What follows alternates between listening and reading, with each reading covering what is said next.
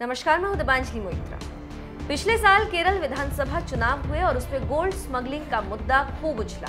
इस सनसनीखेज केस ने केरल को हिला कर रख दिया था, जब सत्तारूढ़ एलडीएफ को परेशान करने के लिए ये केस एक बार फिर उछाला गया। इस मामले की मुख्य आरोपी स्वप्ना सुरेश ने मंगलवार को मुख्यमंत्री पिनराई विजयन, उनके परिवार के सदस्यों और कुछ शीर्ष नौकरशाहों के खिलाफ गंभीर आरोप लगाए।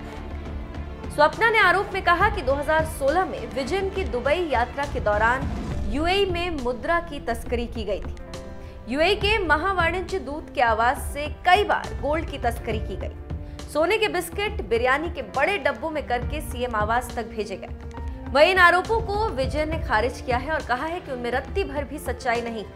उन्होंने इन आरोपों को सरकार और राजनीतिक नेतृत्व के खिलाफ एक राजनीतिक एजेंडे का हिस्सा करार दिया। अब एक बार फिर केरल में गोल्ड का जिन बोतल से बाहर आया, इसीलिए हम उस महिला के बारे में बताएंगे जो इसकी मलिका है। गोल्ड की मलिका स्वप्ना सुरेश। स्वप्ना सुरेश का जन्म दुबई में हुआ। दुबई से पढ़ाई के बाद एयरपोर्ट में उन्हें जॉब मिली। शादी हुई मगर जल्द ही तलाक हो गया, तो बेटी के साथ तिरुवनंतपुरम रहने चली आई। यहीं से शुरू हुई स्वप्ना सुरेश की असली कहानी।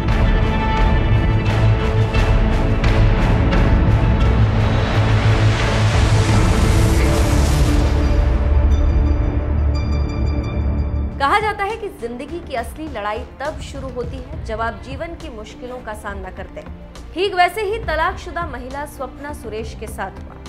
तलाक के बाद केरल की राजधानी तिरुवनंतपुरम आने के बाद स्वप्ना ने एक ट्रैवल एजेंसी में काम करना शुरू कर दिया, जहां पर 2013 में उसे एयर इंडिया सेट्स में नौकरी मिली। 2016 में जब धोखाधड़ी के एक केस में क्राइम ब्रांच ने उसकी जांच शुरू की, तो स्वप्ना फिर अबू धाबी चली गई। जब स्वप्ना एयर इंडिया सेट्स में ट्रेनर थी, तो उस पर एक अधिकारी को फंसाने का आरोप लगा था।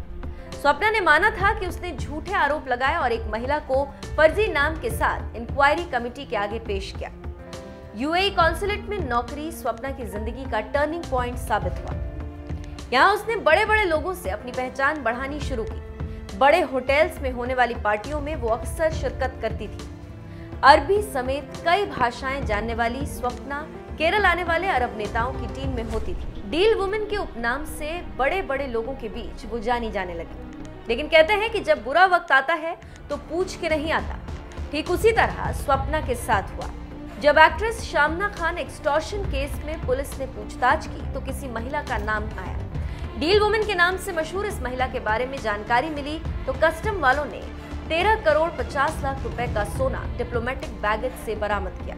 पुलिस को पता चला कि गोल्ड स्मगल करने वाला गैंग मॉडल्स और एक्ट्रेसेस के जरिए सोने की तस्करी कर रहा है। जब और पूछताछ की गई तो पता चला कि स्वप्ना सुरेश ही दरअसल डील वुमेन थी, जो इस गैंग को सीरियस केसेस से बाहर निकालती थी। केरल सरकार के electronics and information technology secretary M Sivasankar का नाम इस पूरे मामले में आया। उन्होंने ही स्वप्ना को आईटी डिपार्टमेंट के तहत नौकरी दिलाई थी। वो स्वप्ना के आवास पर अक्सर जाते थे, जिसके बाद हड़कंप मच गया और केरल की राजनीति से उठा तूफान दिल्ली दुबई पहुंचा।